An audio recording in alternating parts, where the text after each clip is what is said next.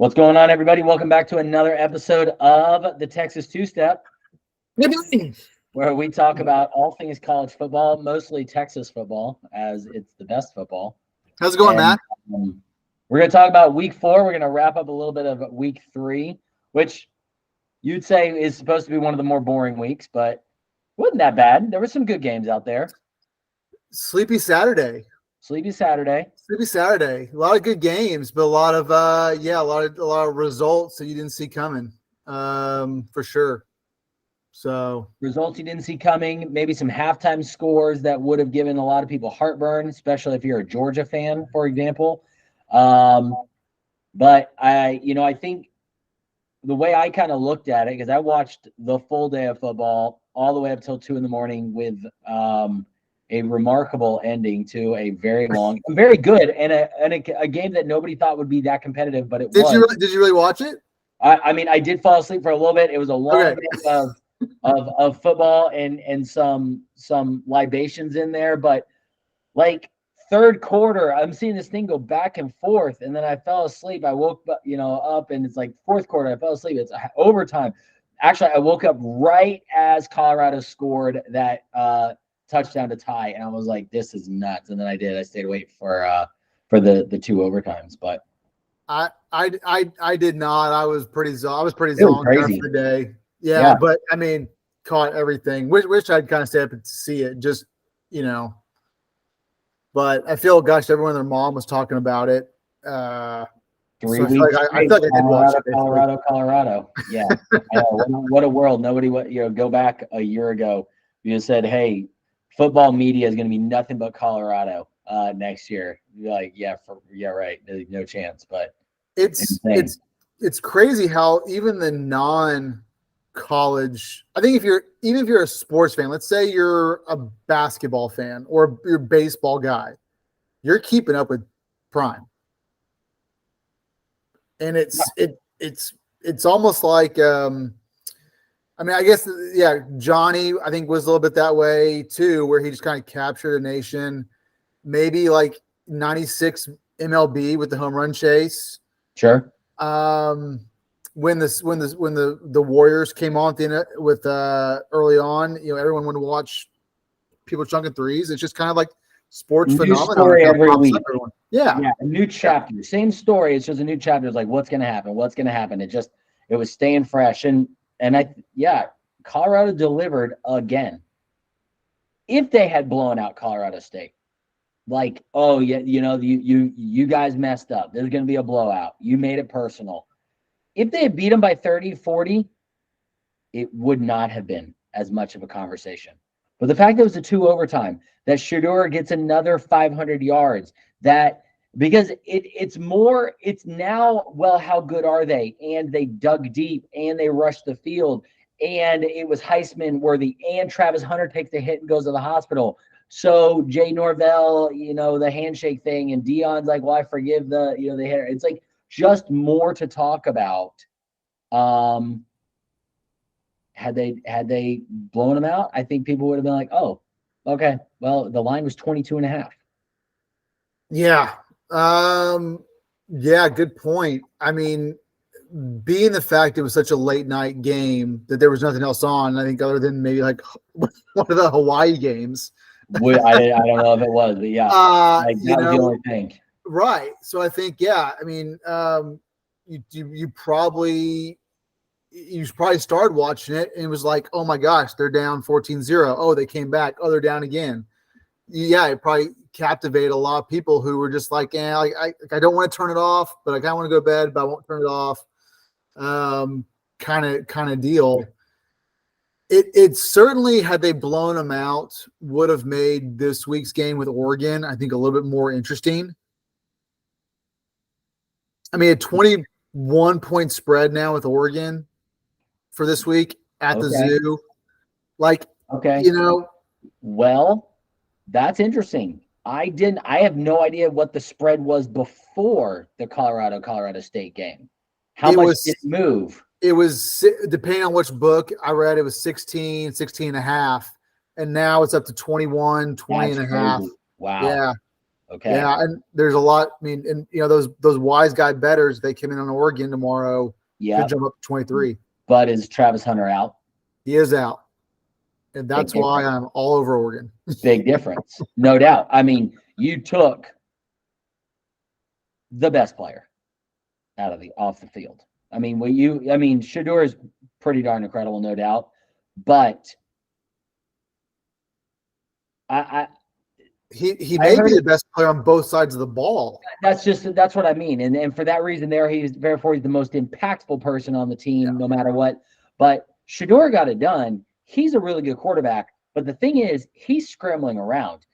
I didn't realize this. They are, at least in the Pac-12, otherwise the entire FBS, like really, really low on the he's getting sacked a ton. They don't have the bodies in the trenches on either side of the ball. They've got defensive playmakers, and they've got a really good quarterback, and it's certainly a really good receiver, and maybe a couple others. But like they're like, the utility players, they're not there. And so that's probably going to start to show up, and it could show up immediately now. Like, okay, TCU, not a big team on the line one way or the other. We knew that about them anyway. Nebraska, who knows, but let's just go ahead and assume they don't have a great line one way or the other either. And then you just can't expect that Colorado State did. But you're going to start coming up on some of those teams. I think that's what everyone's expecting. Yeah, Colorado is giving up 5.3 sacks per game, and the only teams that are worse than that are South Carolina and Old Dominion. There you go. Yep. So that's crazy. And well, that's really bad for South Carolina. I know they play Georgia, but considering Rattler is just a little scrambler anyway, if he's getting sacked over 5 times a game, that's nuts. But he deserves it. Yeah, he's high on the punch list for me. No doubt. Very punchable face. That guy. Don't like him. Just don't like his face. No. He has not done himself very many favors. No. The Colorado thing. That's a big indicator. That's a problem, because that's how you're going to get your quarterback hurt. That's definitely going to how do you beat Colorado? Well, I mean, there's going to be a number of ways, but pressure the quarterback. And by all accounts, again, I must admit I haven't watched much of Oregon this year, but from what I've read, they've got NFL guys on both sides of the line. Mm-hmm. That's a problem. That's gonna be a major problem in the zoo. Yep. So, but yeah. So wait before we get going, we forgot last week. What are you drinking tonight? You know what? I actually do have a little bit of a drink, and it's wine in a coffee cup. Hey, class. My little fly fishing mug here. So. Well, I'm feeling the fall. I've got the long sleeve on. It's your go-to shirt. Really happy. Yeah. When the Aggies need a win, that's generally the shirt you go to. And I did actually wear it last Saturday. You're right. This one, it's an oldie but a goodie. But yeah, I might need a new Luck shirt. I'm speaking of the Aggies though, I'm okay with what happened last Saturday. I think they played a clean game. Very happy, regardless if you're playing a college team one way or the other. Louisiana Monroe, I did not know, but that's Terry Bowden over there on this heading that coaching staff, and so there's some brain power. So to come out, beat a team, Monroe has had some really good teams. They have been a ranked team within the last 5 years. So it is not a completely defunct program. It's not like playing Citadel. I did not know that. That's incredibly hard to believe, but I did not know that. Yeah. Terry Bowden's there? Is that what you mean by Terry Bowden? Well, I mean, they're famous for going to Tuscaloosa in 2007 and beating Saban his first year. Yeah. That always gets brought up, but I did not know they had been ranked. It could be a little bit more than 5, but it's somewhere. I've got to feel like inside 10. My only point is it's not just I could, like I said, Citadel. Maybe a UAB, but even UAB has come back, and they've got Do you see who's coaching UAB now? Trent Dilfer. Oh yes, yes, I had no yeah. idea, but crazy. Well, they're not, and since it's the last game that they'll probably ever play, I did not know that there was a University of Long Island No. to play. Thank you, Baylor, for putting them on TV. Right? Oh Exactly. my gosh! Like I was like, wait, who are the Sharks? Yeah. I know about college football. I was don't really know crossing my fingers that they'd pull off an upset. But well, I mean, what was this like 28-7 or whatever it was? It wasn't a massive blowout.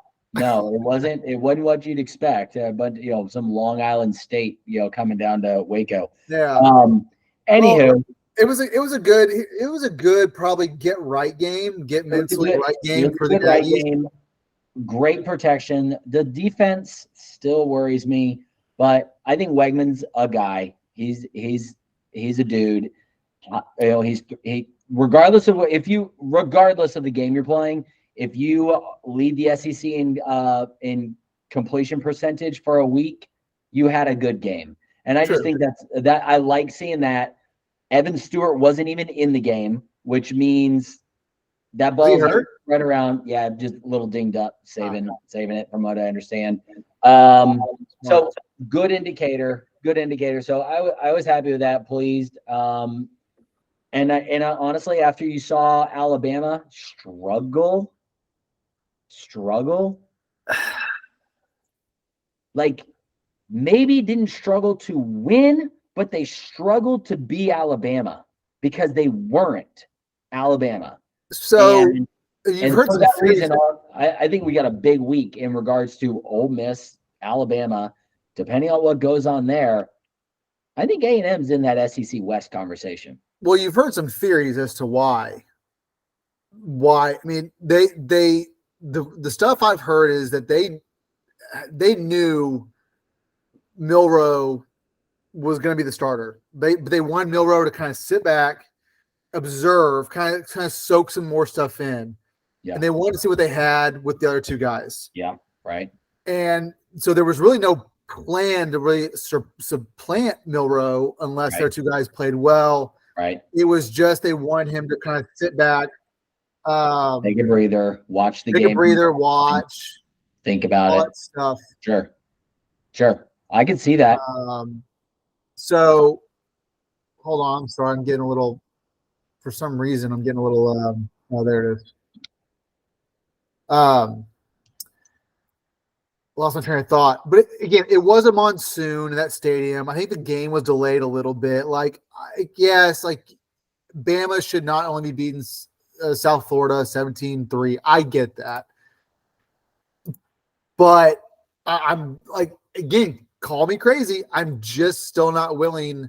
And I heard a couple pundits on this talk about it today that we keep waiting for Bama to rise up, right? Mm-hmm. There's been many games. There's been, for the last really maybe going on almost 2 seasons, we keep waiting for Bama to be Bama, for Bama to be that mid 2016, 2017 Bama, and they keep falling short in bigger games. So I can definitely see that side. I'm just not willing to go against the GOAT. No, I think you don't bet against Saban. You don't bet against the statistics on the recruiting class. They might not have the star stud, but again, a W's a W. Survive in advance, and that's all it really matters. Because as soon as that game's over, it's prep for the next game, and it's a different game plan every week. So, no, I'm not writing them off. I'm just like, you're right. It is not that 2016, 17, 18, 19, whatever season. They're not blowing them out. They're having to figure out a lot. I mean, do you really think Saban's going to let his? I mean, and again, this is I just playing 3 bad games in a row. Like, cause I think if they play a good game, I think they're going to win. I think they're going to beat Ole Miss if they play call it a B- game. It may win by a field goal, but it's at home. I don't see them playing a C game or worse 3 weeks in a row. I just can't. I can't see that. The theory, and I think that's a viable one because neither of those quarterbacks that played against South Florida were better than Milroe. Oh, way worse. Yeah. So if that's the theory, is like, look, we're going to win this game with those guys, and you're going to sit and you're going to rise up and be a leader from the sideline and, look at plays and help call whatever it is and study and be mentally fresh for the game that matters. Yeah. Saban can pull that off.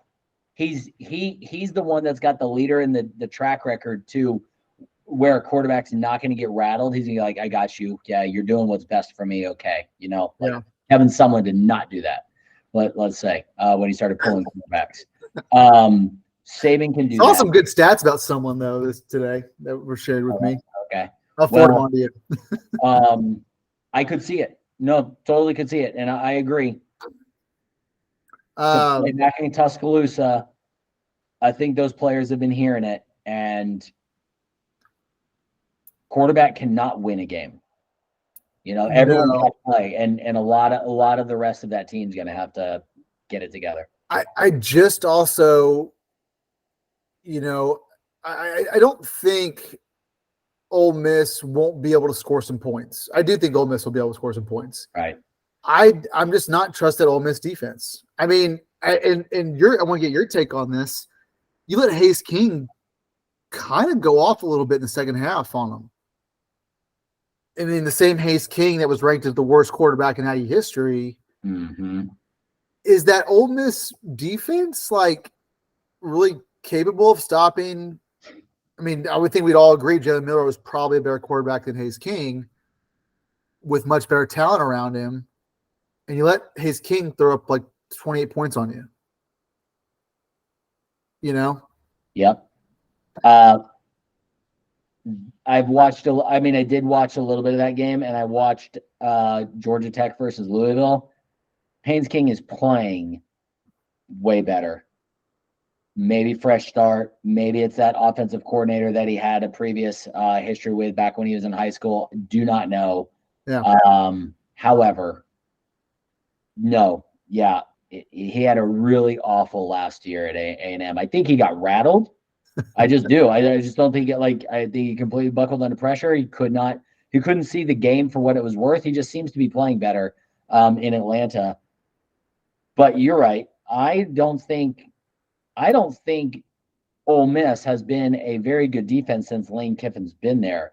Maybe right out of the gate, year one, when they're running around pretending to be the Land Sharks, they had a thing going on. That was a big deal for them. But Ole Miss, to my knowledge, fan base and team doesn't hang their hat on a staunch defense. No. Lane Kiffin is a score points dude. Right. And that's what they want. And that's what they want, and that's what they had. And Matt Corral was a great quarterback for them that really played the Kiffin system extremely well, and they're hanging up 50 points on teams. And that was just how they were winning games. I think Kiffin is a lot very Mike Leach-ish. Mike Leach. Mike Leach. I think he's very similar to that, oddball personality, kind of us against the world. And Mike always put up great numbers, but he never got that guy. Yeah. That was in his system from and I'm talking about Graham Harrell, who was a good 4-star quarterback, came in, played early as a freshman. By the time he was a junior, senior, he was calling a lot of plays. I mean, he was a Mike Leach on the field. On top of that, if Kiffin finds that kind of kid, that talent, that 4-star, high 4-star, maybe he gets a 5-star, I don't know, and comes as a freshman and is sort of groomed, by the time that kid's a junior, they could be really scary. Really? Tech was in 08. I think Lane Kiffin felt like he had that with Matt Corral. Maybe. And I don't know that. I mean, Corral got drafted. He's NFL caliber. I don't think he played all those years because he was a transfer in. If I'm not mistaken, I think he also had an injury the year before. But if you hear about their relationship, it was like they were bros. It was like they just hung out. They would just watch film. And I think that's what Lane Kiffin did have in him.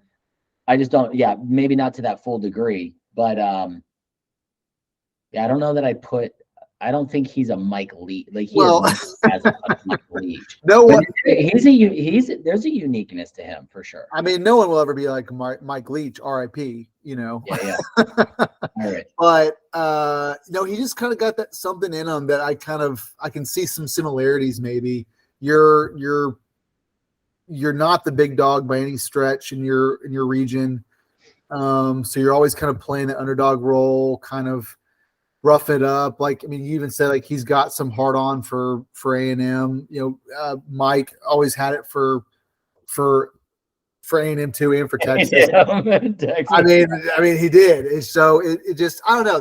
I think if Kiffin, to me, if he gets that quarterback that he can groom from a freshman, and then sort of build some pieces, maybe get lucky, find your Crabtree kind of guy to complement.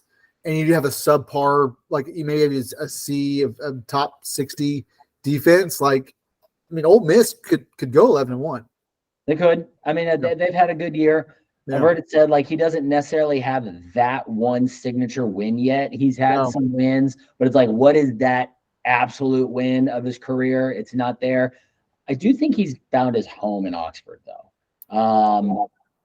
His personality, like he is the khaki pants and visor guy, where it's like, that's our boy, that's our frat bro. We don't care if we go 5-7. We love. Well, or opposite. Will Ole Miss ever be upset that he goes 9-3? Can Ole Miss fans literally look in the mirror and say, "Damn, what we went 9-3 this year"? No. I don't think so. I think same, and then same with Tech.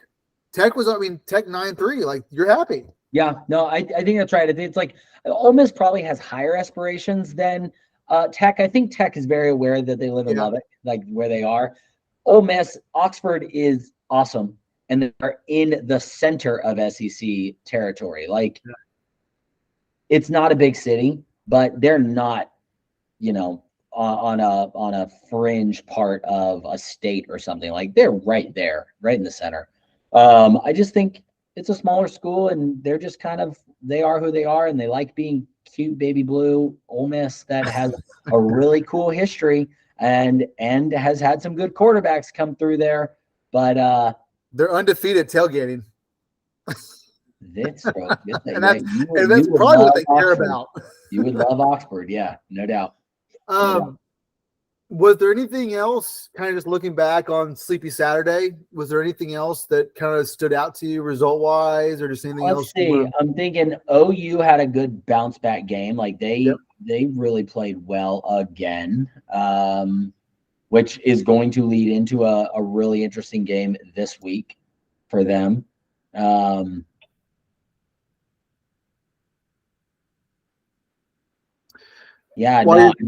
necessarily. The one that stood out to me, and I got to my own horn that I cashed the money line on this game, but Florida. There you go. Florida, Tennessee. There you go. They whipped them. That game, it was only a 13-point game. Watching that, it seemed like it should have been closer to 20. Yep. I forgot about that one. There's some small there. I mean, there honestly, there are games that you could talk about. Like, hey, UTSA thought you were good. You lost to Army. Florida State, you won by 2 to Boston College. Like, you're the number 3 team. What's that going to look like? Like, that was big. LSU. Oh, so you are good. Like, 41-14. That was a shellacking. Or is Mississippi State bad? I mean, new coach, new culture, defensive guy. Okay. Missouri beating 15 at Kansas State. That was a big SEC win, and that's not a school that the SEC is really saying, go get him, Tiger. Literally, Tiger. But that kid killed my parlay. Dude, and with room to go. Ooh. What a leg. Okay, so just real quick, 30-second take. They're calling that the longest kick in SEC history. However, Okay.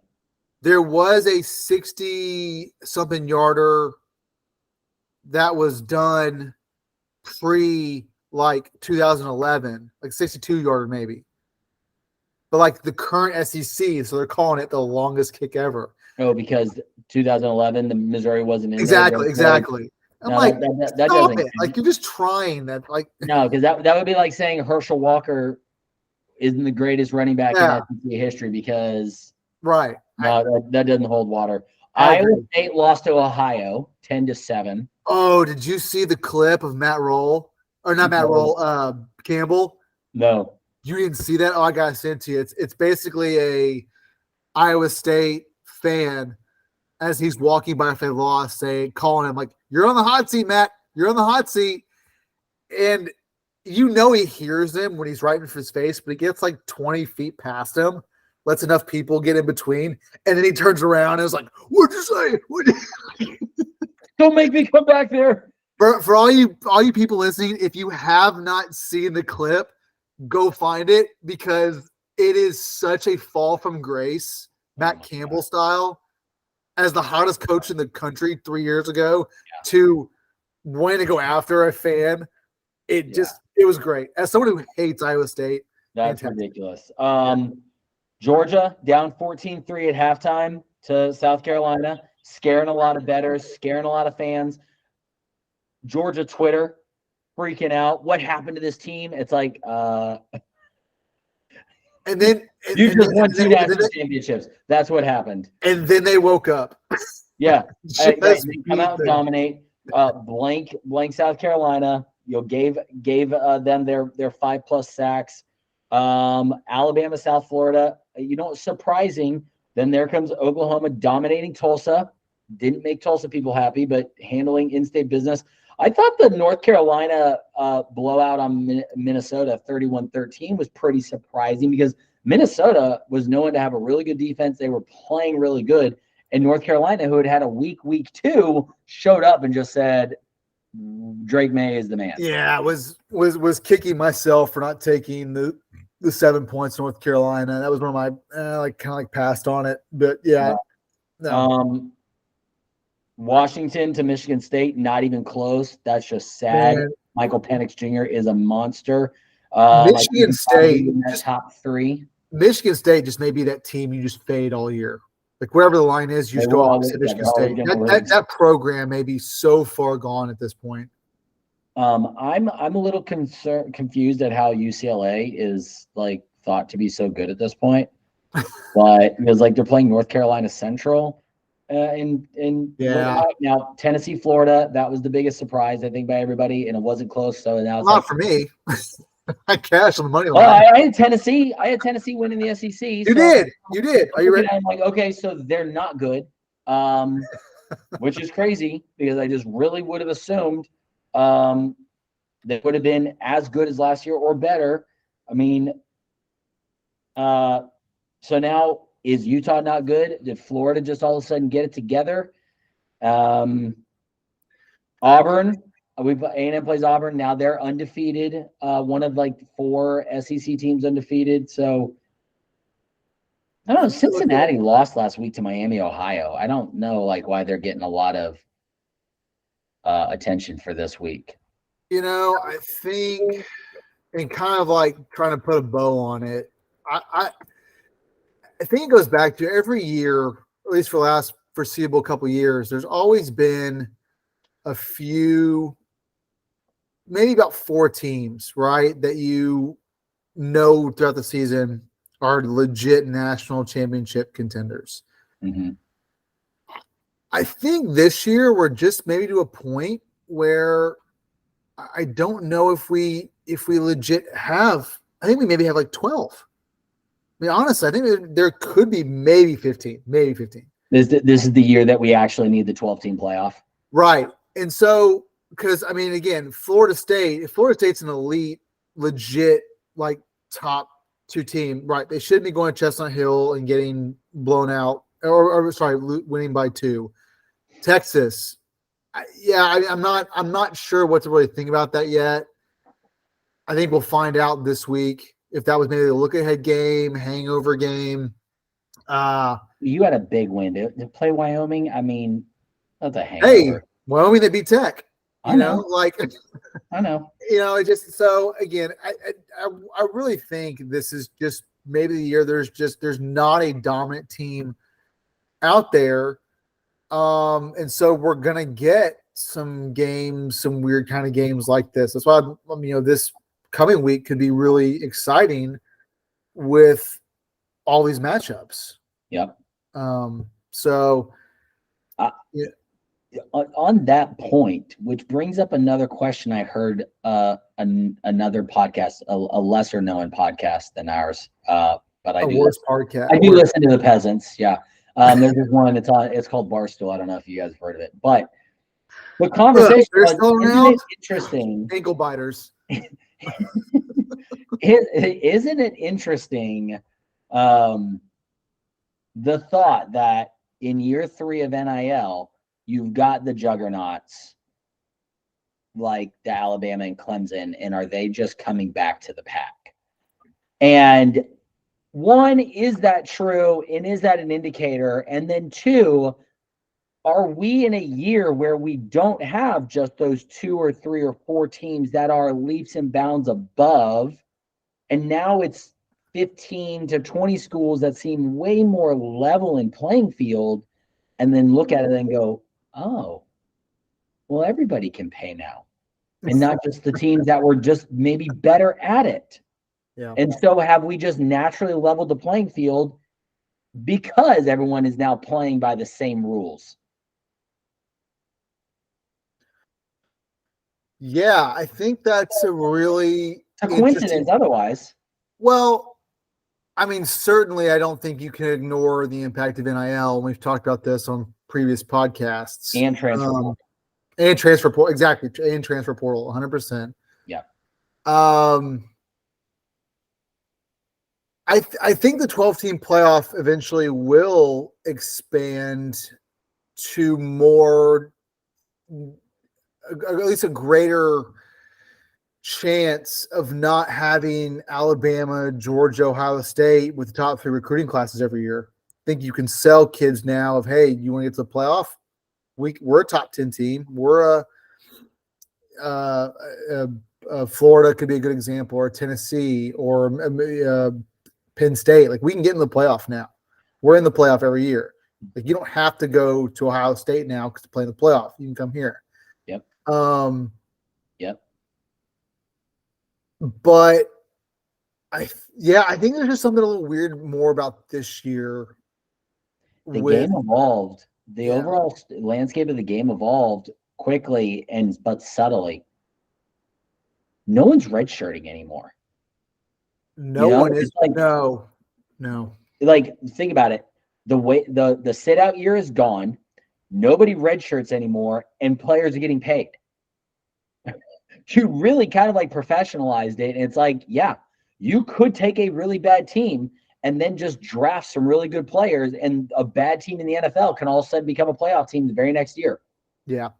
I really think that's what we've seen, is if the market's there, these teams are going to level out into a much more broader competitive space. And this just brings back our conversation from one of our early weeks of, do we end up with 64 elite teams and everybody else is in tier 2? Do we have some sort of like a relegation type, demotion type setup? Do we end up with 2 super conferences, 32 teams in each, and it's like an AFC and NFC sort of ordeal? It's just very plausible. Wait and see. It's naturally happening.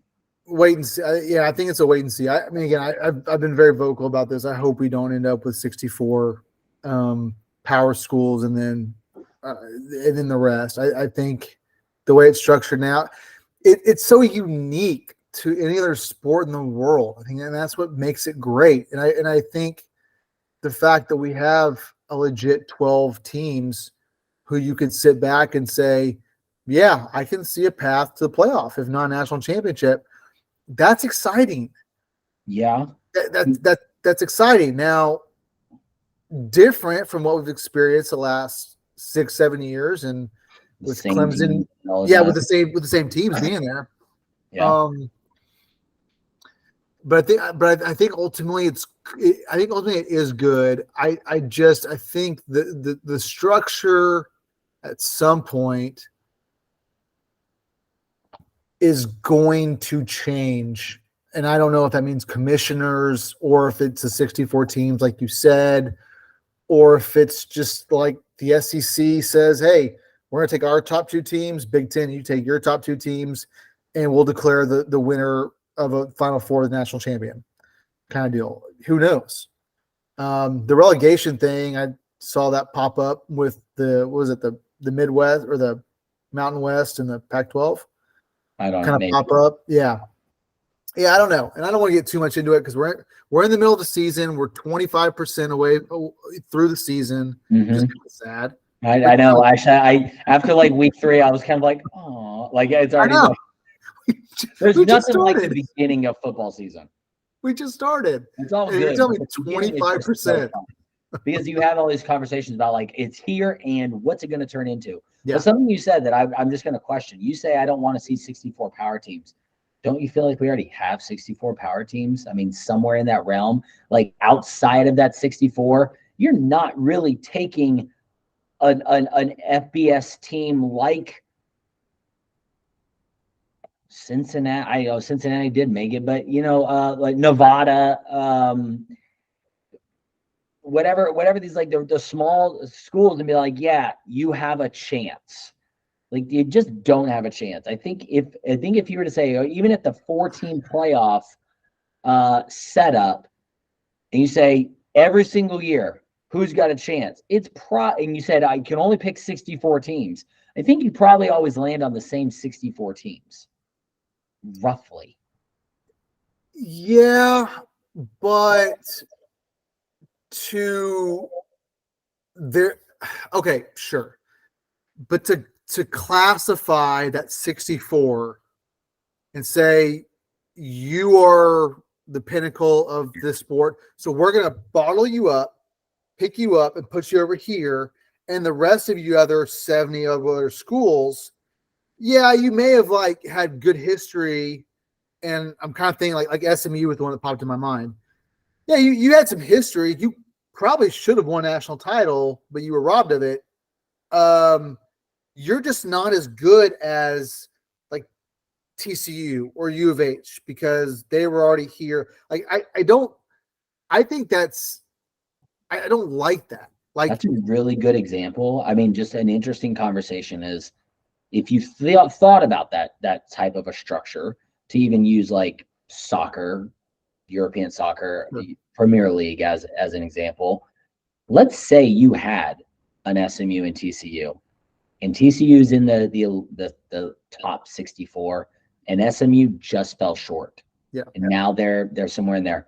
Well, they're going to compete for their own championship, right? And the goal would be if you win whatever that league is, then you automatically promote. A team like SMU with the money, did you see that? They raised like $110 million after getting brought into the ACC. Is where they're going. Yep. Crazy. Yep. So like the booster money's there. Could they play at a more competitive league for where they're at, get a bunch of support, and get to that next level, and then just not get demoted? And now you're in the next level and maybe slowly progress and get better and better and better. And who knows? But you're not putting them on the same level as Texas. Just they're 3 hours away. Promotion and relegation is 100% meritocracy, and weirdly, it's a very American idea. However, the rest of the world with other sports employs it a lot better than we do. Right. So, yeah, it would be great. I think a team like SMU could absolutely thrive in a promotion relegation deal. Because they certainly have more history than, say, a TCU, and I would argue they have more history than a Baylor. Certainly than a U of H. Well, U of H actually might be close, but regardless, like you can't say, sorry, SMU, because we issued the death penalty 30 years ago on you and you haven't recovered really since, you're just left out because it just didn't work out. You're left out. Oregon State, like, sorry, like, you're in the Mountain West. Like, we're going to, like, now you were in the Pac-12. You had a good season your last Pac-12 season. We're going to leave you out. Like, that's just all I'm saying is I don't know what the difference is. They don't get what difference. What's the difference to what they are today anyway? I mean, they have been in a lesser conference. They're not playing a bunch of big name teams. They're not on TV a lot. Their program is what they are. I really don't know that it would matter that you had them in some different league. Like, being in the American Athletic Conference is kind of the same deal. You're not a Power 5 school anyway. No, you're not, but at least you're sort of treated's not the right word, but at least you're sort of viewed like you're part of that 117 one FBS got it level. And if you cut it to 64, you're looked at like right. And then what's it? You cut 64. Who's to say in 10, 15 years you don't cut it to 32 or to 20? I mean, right? And do we really want that? Yeah, I mean, with the game of football, and I think you can only play so many games, because I would say the way like European soccer works is, yeah, you got the Premier League, but then you also have got that Champions League or something where it's like the best of the best from all over Europe. Yeah.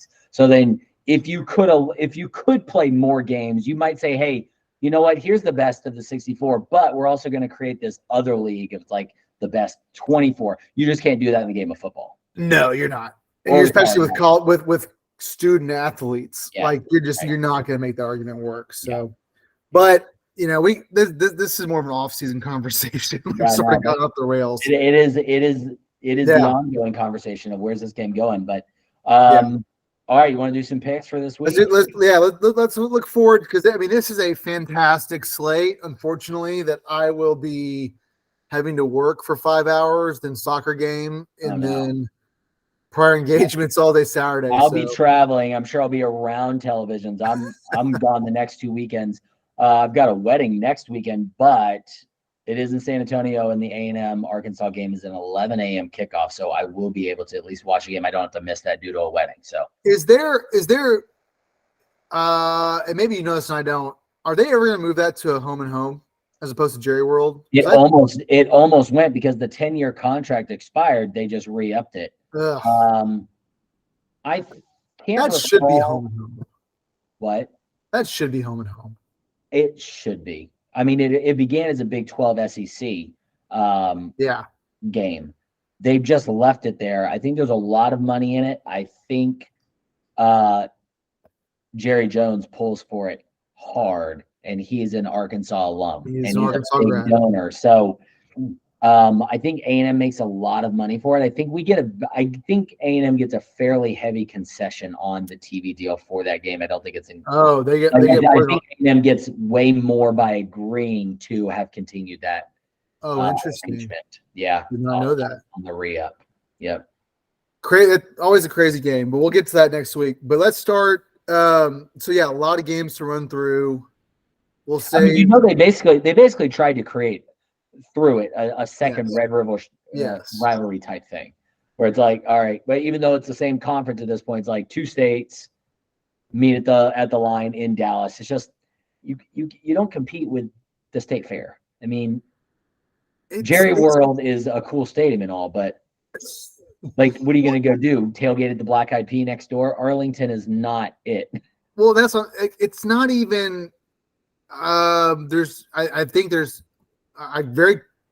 don't think I am. I could be wrong. There's four neutral site games that are played every year: Texas OU, Georgia, Florida, Arky, A&M, and Army Navy.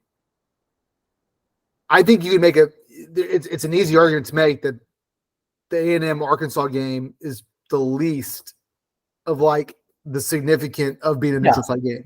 Right. You're not going to remove the Red River shootout. No. You're not going to remove the greatest cocktail party. The outdoor cocktail party. And the Army Navy game is as old as dirt. And where do they play? Do they always play in New York? Do they play at Yankee Stadium? Well, it's Philly now, I think. Oh, they're okay. Philadelphia. Okay. Yeah, but I So, know it's always neutral site. Yeah. No, I don't think the country is looking at A&M playing Arkansas and being like, what's going to happen here? it's just an SEC game. What a great environment, Jerry World. Yeah, right. I mean, sure, media loves Jerry World, but again, now at this point, that stadium's near 20 years old. It's close to 15. Is it not over? I think it was 08. I could be wrong. I'm gonna say like 08. 08, 09, something like that. Maybe it's about there. Yeah, because I mean, A&M Arkansas would have played right about that time for the first game, but the stadium would have already been there. But crazy. Anyway, next week. Give us a rundown. What are the games? All right, first one. Seminole versus Clemson in Death Valley. Florida State -2. I would love to say this is an easy pick. And it would have been if it wasn't for the fact that Clemson seemed to get it together. By the way, Clemson was losing to FAU or whoever they were playing for that first quarter, but somehow pulled it ahead 42-12 or 14. And then Florida State, my goodness, I had it on in the background. I did not just watch that. I don't know if Boston College played out of the mind or, again, one of those look-ahead games for Florida State. But my gracious.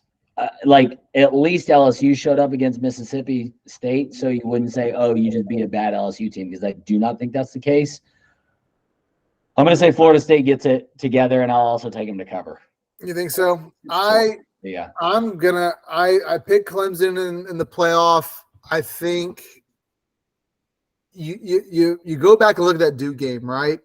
And they had, was it 3 turnovers inside the 5 or something like that?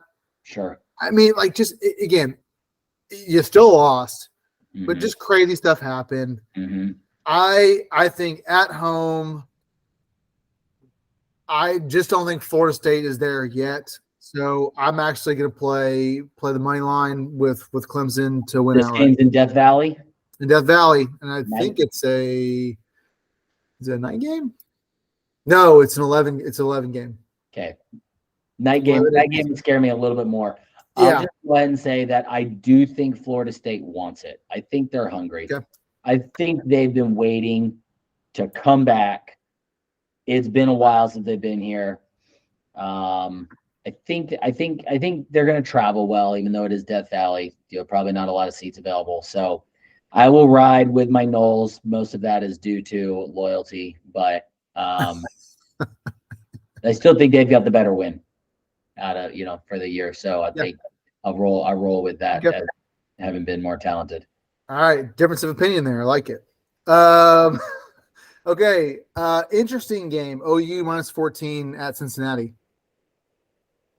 I'm surprised that Oklahoma agreed to travel to Cincinnati to play a football game. I think they had a choice, but yes. Yeah, I'll take OU to win and cover based on that Cincinnati lost to Miami of Ohio last week. I think I still am not a big OU believer. I still think once they get into real Big 12 play, some stuff can happen, more familiarity. But I do agree. I think they probably just you know what that was. I completely blanked that Cincinnati's in the Big 12 right now. That's what that was. I thought this was a non-conference game. And I'm like, I can't believe they agreed. And you were like, I don't think they had a choice. I'm like, what's he talking about? Like, they had a home and away scheduled, and now I get it. Like, oh, that's weird. But no. I mean, Cincinnati beats Pitt, which I don't think Pitt's that good. I mean, Pitt lost to West Virginia. Right. And they lose to Miami, Ohio at home. Like, I don't think this is the Cincinnati of the last 3 years ago. Luke Fickle's not there. I just don't. Like, that I've had this theory that there are baby schools and then there's not baby schools. And I think Cincinnati's a baby school. It's a baby school. I don't ever bet on baby schools. I don't think baby schools have fans that show up continuously. They show up, they're fair weathered. I don't think they've got a team that the fans are going to care about. Therefore, I don't think the stadium's going to be full of Cincinnati fans, however many there are anyway. For all the reasons that I think that Cincinnati's not a real deal, never will be, shouldn't be in the Big 12, and will get absolutely pummeled multiple times over by schools this year. Man, that was if I had just kind of gotten into that like halfway through, I'd been like, oh, grab my gear segment. There it is. You never know when it's going to start. It's like just a real quick intermittent. In this episode, this segment of Grind My Gears is presented by. All right. Well, at least we're on the same side of that. No, okay. Cincinnati bugged me through their griping era of we need our chance, and then they got their chance and was like, look, you're not good. You're a baby school. Yeah, they went undefeated. They had played well previous years. I kind of think they deserved it, albeit then we knew they were getting killed. But I digress. Yeah. All right, Texas two-step team. So we are not just a A&M Texas podcast. We are a Texas podcast. Right. SMU, TCU, Iron Skillet. TCU minus 6.5. TCU 6.5. Minus 6.5. Yeah. In Fort Worth. Yep. 11 a.m. kick. Sorry, I should have said SMU versus Purple Baylor. Sorry. Wow. I mean, honestly, that's going to be a good one. I believe. Over under 63. 63. I'm going to take TCU, but I will not take the spread. I'm going to say a close one. I will probably be disowned as being from two parents who both graduated SMU, but right. I think TCU wins by 14. Oh, really? Okay. Yeah. You think they're playing well? I think TCU's found it. I think the sort of Colorado deal.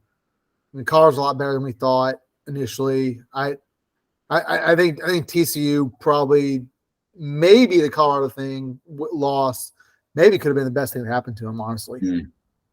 Kind of wake up, get in gear, 2 bad losses in a row. I agree. If it was 7.5, I may still take it, but I said 6.5. Yeah, give me TCU. Okay. Colorado, Oregon. And we kind of touched on this already, but the Colorado thing to me almost feels like a bubble, and I think that's probably a lot of media inflation. But at the end of the day, I think Sanders is legit, and he is an inspirator, or inspire, or whatever that word would be. I think he gets kids up. Yeah, but that's what I'm going to say is I do think you're still dealing with 18 to 22-year-old young adults, and this kind of thing, I do think can have a detrimental effect on the majority of humans. Prime wasn't that guy. Prime was able to stay flashy from college all the way till now. Maybe his kids have that too, but I think that little mentality, the hype, the train, the glasses, the everything is going to have an impact on 80-something players, potentially to the opposite, where they're like, we got this, and confidence turns into cockiness and swag rather than preparation. And they're going to end up in a game where they're just not really mentally ready for it because they've been overstimulated, and they're going to get punched in the face. And I think that this could be this game. Yeah, I mean, I think or Eugene is going to be ready for this. There's certainly something to be said about the mentality and what has Shedeur, and I'm not knocking the guy. I think the dude is obviously a legit player, and I will give him his props. Yes. He didn't come from the same background Dion came from. Correct. Where he had to fight and scrap for everything. And yeah, the flashy prime time deal, but he was able to back it up. But he, and there's famous quotes that him and Michael Irvin used to see how many who could last the longest doing 100-yard sprints, like there's just that mentality. And you wondered, does a 18-year-old kid that wears a $30,000 watch to warm-ups, does he have that in his mind when the shit hits the fan? I just I'm on the fence about that. It's like the Navy SEAL thing. It's like you can be tough, but you have got to have something deep in your soul Yes. that you hate and that you have to escape from in order to make it through buds. Right. It's not the strongest. It's not the most athletic. It's the mental. It's the fight. How deep can you dig? That's all I'm kind of getting at. I'm not saying Oregon's going to be more mentally tough. I think they probably have more talent on the team. And I just think that the Colorado thing is got to hit a bump in the road. They have obviously overperformed, and I think they're great, but I do think they lose. I going back to just a simple college football analysis, I think Oregon has just got legit NFL players in the trenches, and that's why I think they win this. And I think they control the game from start to finish. We already went over that. They don't have Colorado does not have those players. They've got skill players. They don't have the depth. They don't have the trenches, and I think they're going to get beat there. Agreed. UCLA at Utah -6. Very interesting because now we're having this conversation. How good is Utah? Florida, maybe. Well, I don't know. I mean, is Utah good or are they not? They struggled with Baylor. They did beat Florida. Florida went on to win. Cam Rising will be back. Really? I heard it's game time decision. See, I heard today he was in. So maybe I heard he was supposed to be there for the Baylor game, but he wasn't there. So that's a game. If you like Utah, you jump on Utah, because if he does play, that number within an hour of that game, if it sounds he plays, that number is going to jump from -6 to -10. Is that what it is? It's -6 right now. Yeah. In Salt Lake City. Yep. Yeah, what do we got? UCLA undefeated, but ranked number 24. I just looked. They haven't beaten anybody. No. And I've heard people say that they've been very impressive. And if you were starting everybody at 0, that they'd be a top 10 team based on production. But because I guess they're scoring a lot. What's the over/under on this game? 52.5. But I think that's more indicative of Utah's defense at home and playing in Salt Lake. Yeah, I'll take Salt Lake. I'll take Salt Lake because Utah shows up. Yeah, that stadium can be legit. I mean, that quarterback for UCLA, the freshman kid, Dante Moore, he may be the best player on the field. But going to Salt Lake, they're going to be amped up for that. It's a 2:30 kick. So it'll be a full stadium, and UCLA is not that. UCLA is not used to playing in front of fans, even at home. So for all you new listeners, we've actually covered this again too in episode 2, I think. Nobody goes to UCLA games, and so they're very used to quiet atmospheres, very, very passive and peaceful and zen. So yeah, I think they get rattled, and we'll take Utah. Well, and it's still early on in the season. I think altitude could be an effect too on each other. So yeah, no, I agree on that too. I think Utah. I think if you can get Utah 6 or under a touchdown, I think you take it. Yeah, for sure. I mean, Florida was breathing oxygen cans on the sideline with that game. UCLA is coming from sea level, so. Yep. All right, Ole Miss at Bama -6.5. That's crazy. This one is hard. I'm not gonna bet on it. For me, I'll start. Again, I'm not going in Saban to have 3 subpar games in a row. I think this is Bama. I think it's Bama by 13 to 14, easy. Midday game. CBS, the CBS main slot, 2:30. 2:30 game. Yep. If Alabama can control the ball and just run it and no turnovers, then yeah, I think they win by 2 scores. Yeah, which I think they will. I think they'll just. It's going to be just one of those nut up games that they're just going to just impose their will. Just ground and pound, take it slow. Yep. That's what Saban wanted to go back to anyway. Yeah, they control the pace. They don't try to get into a foot race with Ole Miss. And wear them out. Limit Kiffin having the ball. Yeah. So you got Bama too? I'll take Bama. Yeah. Is that Bama? Okay. Kind of a sneaky under the radar game. BYU at Kansas, and I never thought I'd hear Kansas minus 9.5. Tell me Kansas didn't just go on the road and beat Nevada pretty good. I believe it was. Let's see. They did, but only by 7. Okay. How good is Arkansas? Like, I think we'll figure that out this week. I just don't know Arkansas is that good. No. So it's a little weird. BYU, even though going into Fayetteville, I know what kind of environment that was in. So for BYU to do that, my understanding is Sam Pittman is already being told to pack his bags. Unless he like just pulls out a miracle somewhere. But man, two years ago, glory, hallelujah, Sam Pittman, finally the man we need. He understands offense. He understands the line. He's one of us. Jordan Jefferson, is that it? Justin, no. It is Jefferson. No. It's not Justin Jefferson. I can't think of his name. I can't think of his name either. Talented quarterback. Who cares? He's Arkansas. Great runner, but yeah, just at this point, Jefferson. Yes. Poor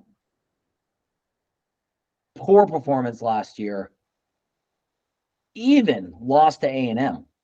I mean, we were in our slump of a time, and somehow we like just pulled that one out. They shouldn't have lost to us. They can't beat us. I mean, yeah.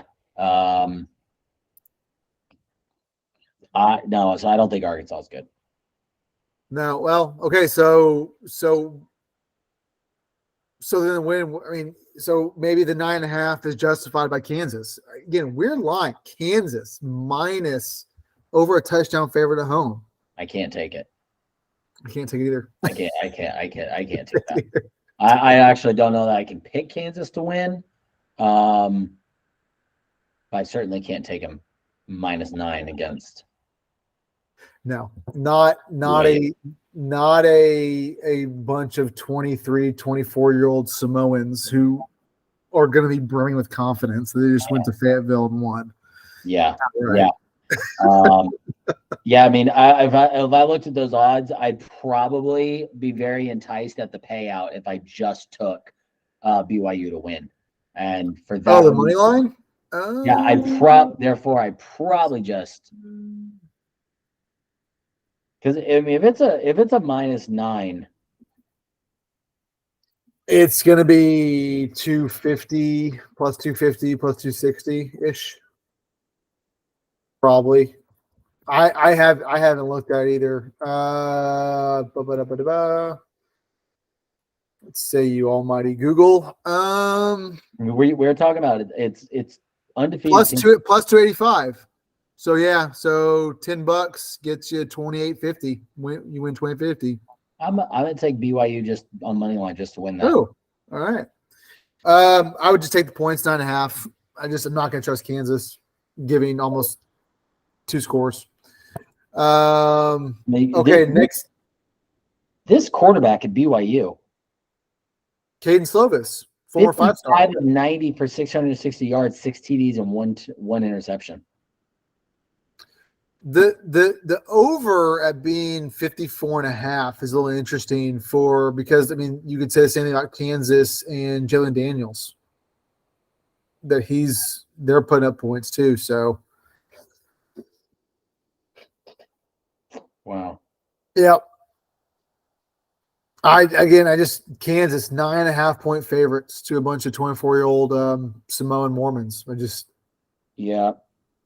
Joseph Smiths.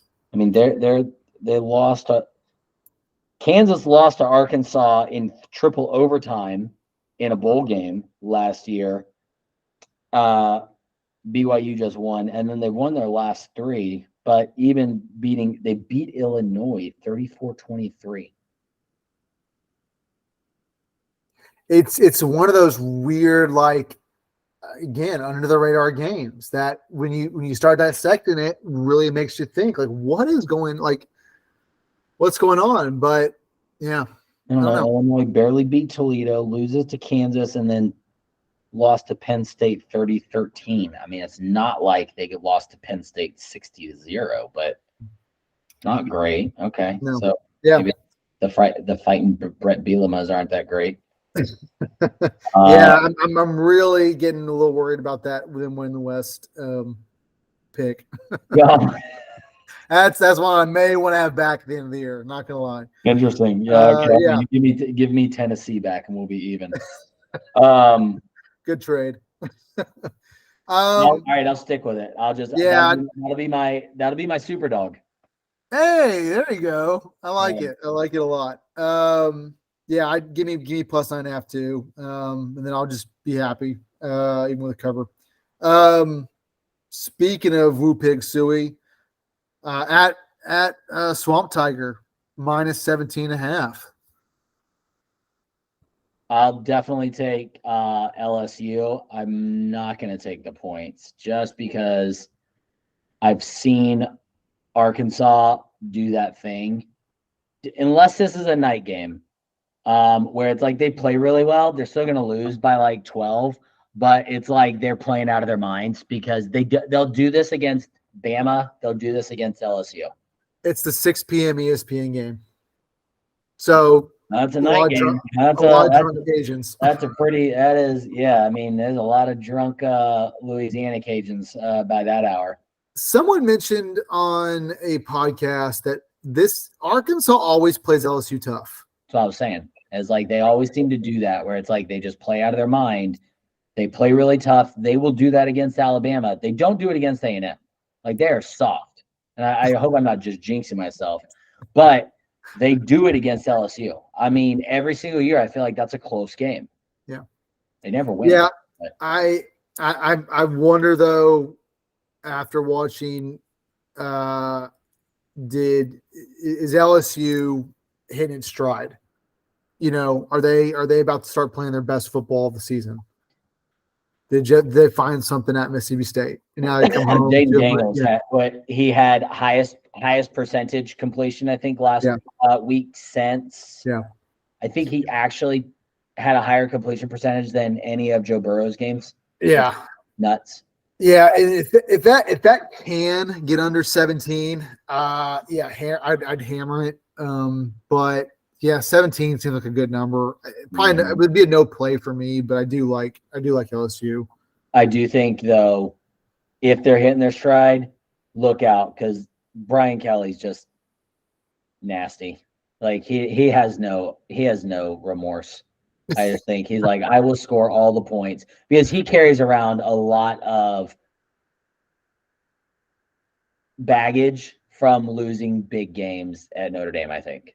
Well, and Harold Perkins on that defense, I mean, you can make an argument by the end of the year he's a top 5 defensive player in the country.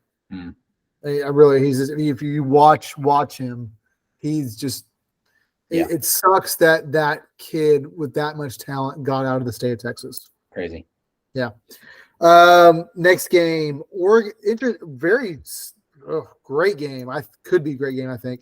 Oregon State -3 at Wazoo. The last 2 remaining Pac-12 members. They just meet in the middle and shake hands and be like, let's not even fight each other. Let's just be friends. Let's go make our own conference. Oh man. Just like talk trash about everybody else here.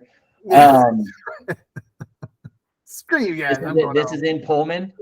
Yep. Night game. You know what? I don't know enough about either of those teams. I think Oregon State. I'll go with Oregon State because I'm sure they're the higher they're rated, and they're probably looking for their chance. But did Washington State have to fire their coach, like the guy who wouldn't take the jab? Because I know they excused him. They had to completely fire him, or he got to come back. I thought they let him go. I know he at least had to couldn't coach the rest of the year because he refused. Yeah. I don't know if that was termination. This is a football podcast. Let's stay on topic. You're both. Oh man. Yeah, no, I think he was. I'll go with Oregon State. Yeah, they fired him without cause. Yeah. And he sued. Doesn't say if he got stuff, but yeah, no, he yeah, crazy. Yeah, I picked Oregon State to be the team behind USC, and I'm gonna stick with it. I think Oregon State. I think this is probably a game. I think DJ Uiagalelei maybe comes out and can shine. Oregon State or Washington State's giving up pretty good chunk of yards. I get some not good competition this year, so I could see DJ going for 350, 4 touchdowns, and winning.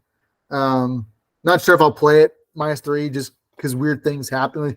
Pullman's all like Stillwater or Manhattan night games. Weird things happen there. But I think Oregon State wins. Good call. Yep. Okay. Primetime game. Buckeyes versus the Fighting Irish. North Ohio State -3. Game of the week. I'm excited for this one. I mean, it is the game of the week, but reason being is that at this point, some of the talk, well, so there's all right, Ohio State hitting their stride, but the talk about Notre Dame, it's back. They're the team. Sam Hartman, I heard someone say best Notre Dame quarterback ever. Oof. Better than Brady Quinn, better than Joe Montana. Oof. Yeah. So it's like, I watch it. I'm not a Notre Dame fan. I don't hate them, but I just don't love media love for no reason. And this NBC contract that they've had, that they're always over, like it's America's sweetheart kind of team. Like if they are even can sniff average, we're going to rank them kind of thing. And yet it's year after year embarrassment. Maybe a lot of that had to do with Johnny's year. But one of the greatest stories, like this freshman kid, is completely shadowed by Manti Te'o. I think that's a complete fabrication. I think that's it. I think it's the overshadowing. Well, it was like Johnny. The media just covered this complete story that no one ever even asked a question of, and the reason was because it was Notre Dame.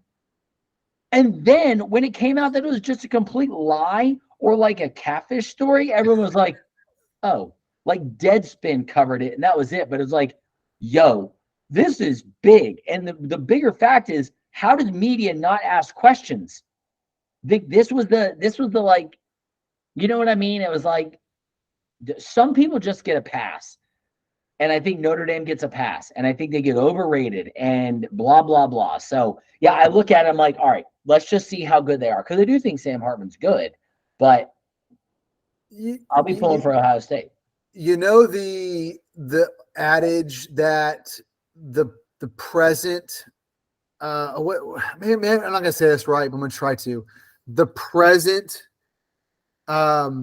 rates the past in a way, in that you have like a great example would be the LeBron Jordan argument, right? That everyone who's sort of in their prime journalism years watched Jordan play. And to them, like, you can't say like LeBron's better than Jordan because Jordan's the GOAT. Now, I think Jordan's the GOAT for other reasons, but Cultural Podcast.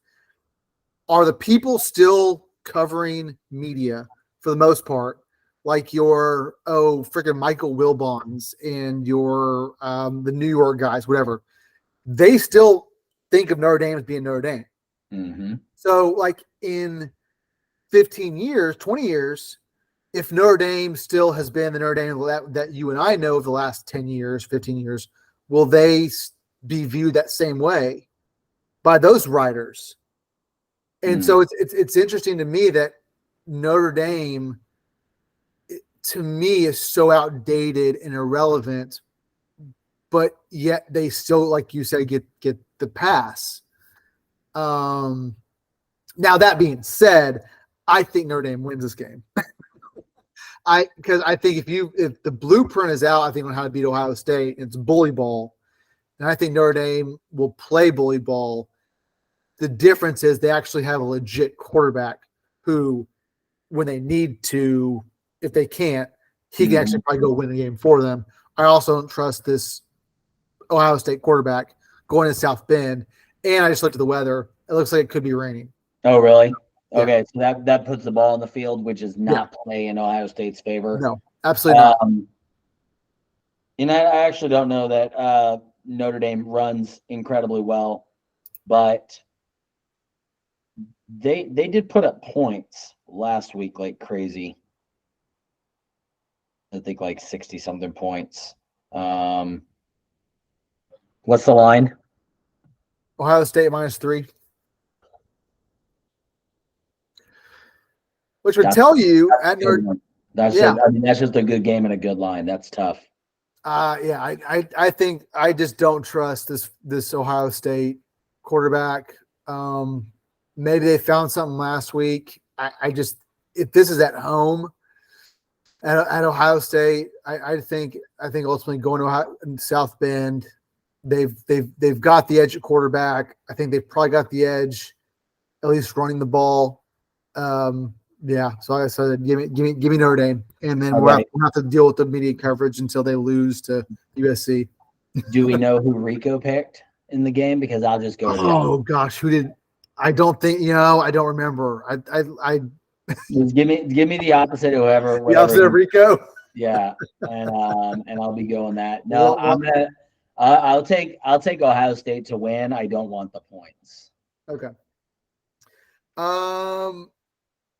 Okay, last one before we get to our Texas teams. Iowa, Penn State -15.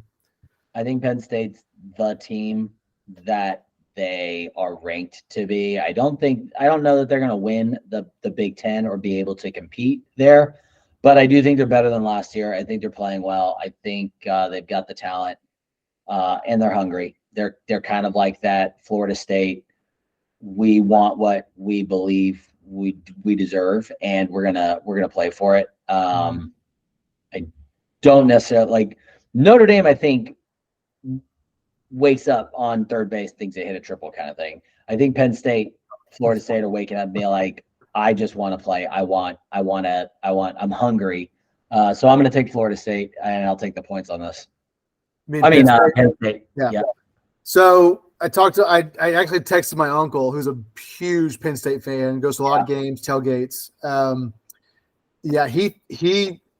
He thinks this is going to be incredibly low scoring. Weather supposedly can be pretty bad. We know Iowa can play defense. Penn State can play defense. So if you're telling me this game's going to go under 35 points, over under 40, if you think it's going to be over under 35, I can't give you 15 points. This is a night game and the whiteout game. I don't think this is the whiteout game. No, I don't think. They generally reserve that for Michigan. I think they like to reserve for games they think they'll win. I don't. Maybe you're right. Okay, I think you're right. Okay, maybe this is the whiteout game. It's interesting that they last played back in 2021 when Iowa was number 3, and they beat number 4 Penn State at home after coming back from a 14-point deficit to win 23-20, low-scoring game.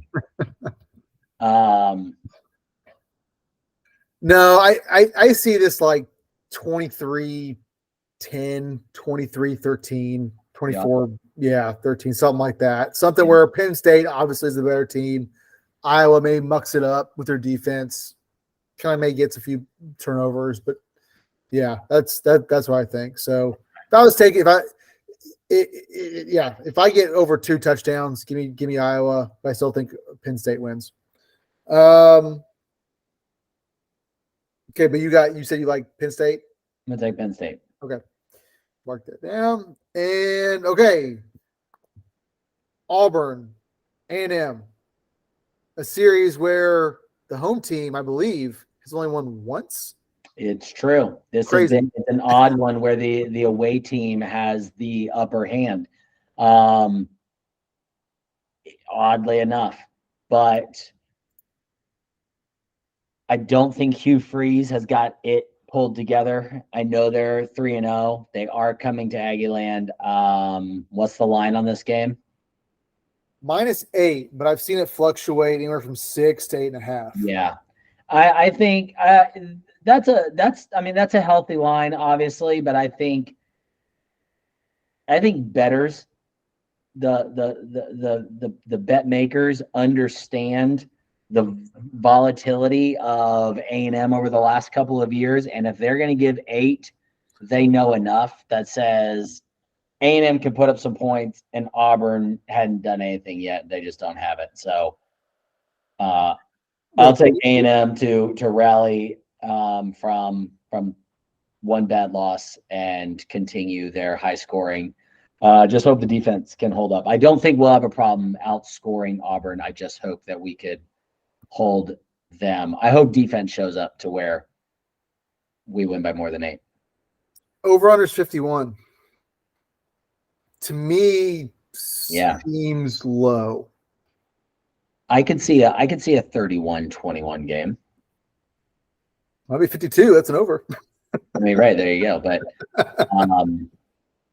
yeah, but I mean, it's like a whatever, just to objectively say 30-20. You're beating the line and you're right there in that. I mean, that's 4 touchdowns by A&M. I don't think it turns into, I don't think I do. What was it? What it was 31-41 loss to Miami. I do not think Auburn comes into Kyle Field and scores that many points, 40. I don't necessarily know that A&M is going to put up 40 points. I think we put up 42 on Monroe. So obviously we pulled starters like somewhere in the middle of the third quarter, but still, like a 31-21, I think is a healthy win. That's a decent amount of points. You win by 10, therefore you're at the over. But yeah, I would probably, I guess, take the over. Just kind of like talking that out. 8 points is a lot, though. This game seems to me that I think if both coaches kind of go into it thinking they're going to run the ball, I think they're probably both mistaken.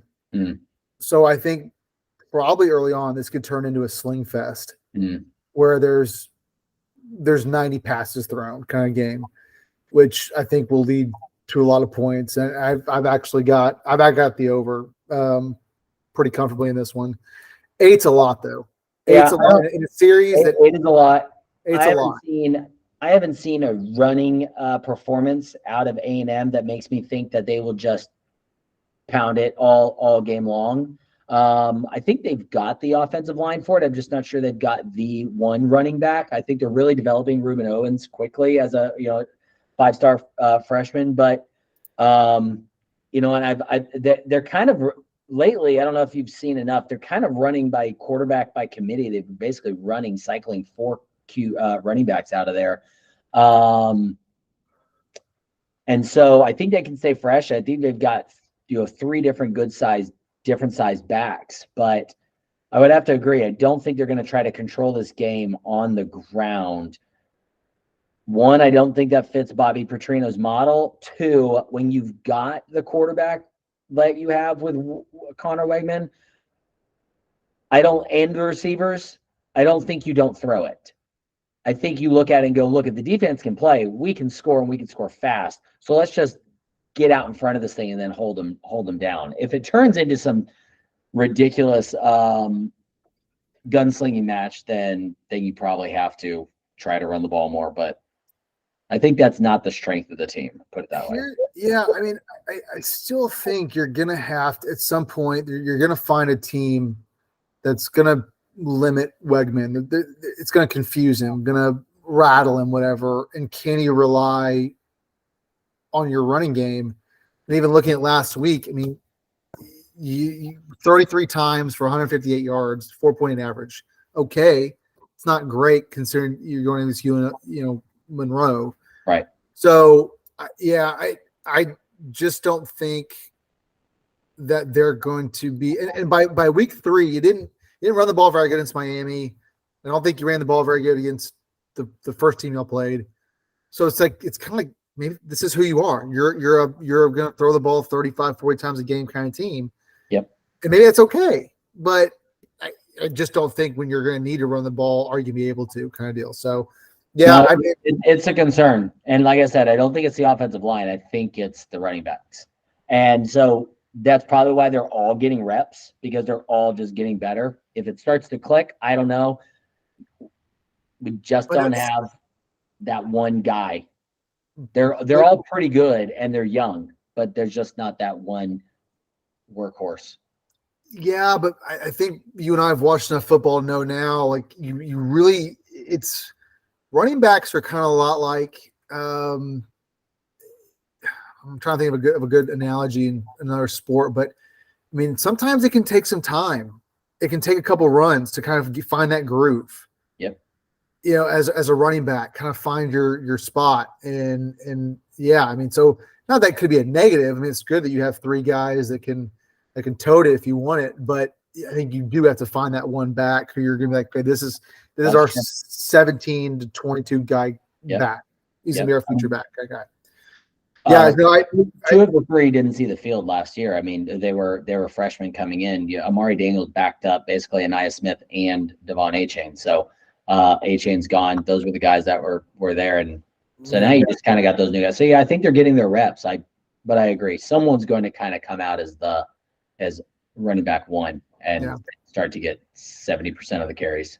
Well, I'm rooting for points in this game. As always, I'll do my emotional hedge. Keep it in check. Play that 1 to 3 money line on Aggie. Points. Okay. On Aggie. Yeah, but no, I think just interesting game. Yeah, I think touchdown or under. It will be interesting. I mean, Auburn is a program that was really kind of put into the dumpster and lit on fire. Yeah. Over the last 4 years, 5 years. I mean, what they kind of forgetting the name, glasses coach, like gonna fire you, then he does good. Say it again. Gus Small. Good Gus. Gonna fire you. No, you did good. Here's an extension. No, you suck again. Oh, Brian Harsin. Oh, wait, you're a sleaze bag. Fired. Hey, I got an idea. Let's bring this guy back from Liberty. Odd person. I don't know if you saw like a tweet. It's like he sent some tweet to some reporter talking about how good she looks. And the comment was like, Hugh Freeze, you have one job and it's don't be horny. It's like just keep it together, man. I haven't seen that. I'll find it. Oh man. All right. And now to the biggest game of the week. Yeah. The battle on the Brazos. Wow. In that dirty, dirty river. So you guys got to get a Waco? Deep. Man, you don't have to travel far. Do they even go to the hotel or do they just leave Austin and drive north? For a 6:30 game, I gotta imagine they travel the bus. Yeah. They sleep in your own bed, leave by 11 in the morning. Police escort. So you're not in traffic. I gotta think they do that, but I don't know for sure. Yeah, I don't know for sure. So minus 14.5. God, if that could get under 14, I'd like it a lot better. The thing that scares me is that over the last 3 years now, we've seen a trend with Sark and going up against a 3 high safety defense. And if you're a Texas fan, you know exactly what I'm talking about. And that is gonna it's not Sark's kryptonite in a way, but it's sort of similar. Like you look at the stats, teams that play a 3 high safety look, he just struggles a little bit against.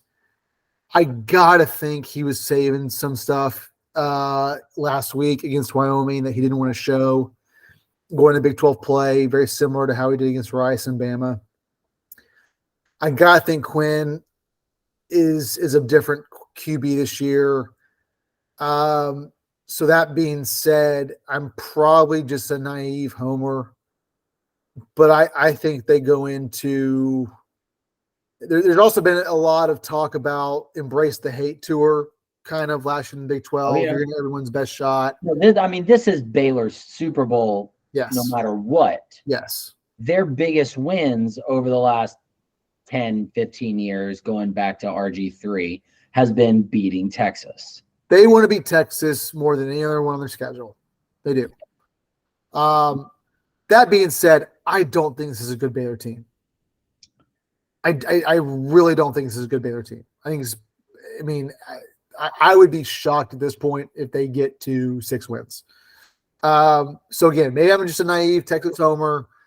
I think it's somewhere around a 21, 24-point game. We do have to acknowledge they could have and maybe should have won against Utah. Fluky game, sure. Fluky game. Yeah. But again, I mean, you only won 30-7 against the Long Island University Sharks. And lost to Texas State by double digits at home. You don't have your starting quarterback. I think Shapen's still out. This is week 4 and they haven't even left home. Babies. Crazy. Crybaby. Yeah. Crybaby Bears. Again, it scares me to death to lay 14.5. It really does. 14.5. And it wouldn't shock me to look up in the third quarter. This is a 1-score game, a low-scoring 1-score game. But I do think that very similar to, say, Larry Coker when he took over Miami. It was all Butch Davis's players. And you slowly saw that program deteriorate. I really wondered, did Dave Aranda, did he win that conference title with Matt Roll's players? And these are his guys now, and they're just not the same guys for whatever reason. Yep. And give me Texas minus 14.5. I think it's probably closer to something like final score being 37-13, something like that. What's our weather looking like this Saturday? 89 and sunny. Texas. Now this is an evening game, right? You guys play 6:30 or something, 7? Yeah, 6:30 ABC game. Yeah, I don't think I would not take Texas here. Analytics on ESPN's got you at a 90% chance to win. The only odds in your favor is a little bit of history. So you got that taste in your mouth. We've seen it. And then we know that this is their Super Bowl. So if there's one team that really wants it, Texas wants the undefeated season too. I know we know that. But Baylor will be playing with the chip of the remaining Big 12 on their shoulder as well. Kind of the hate tour. Yep. So they're going to be in there, and Dave Aranda's going to be like, it's personal. It's personal. Trying to pull the Dion move. And I think they'll play that way. But, yeah, I'm not sure that they're a very good team, and therefore the bad team. Baylor's QB, this Roberts kid for the season, is 28 of 62 for 440 yards, 1 TD, 3 interceptions.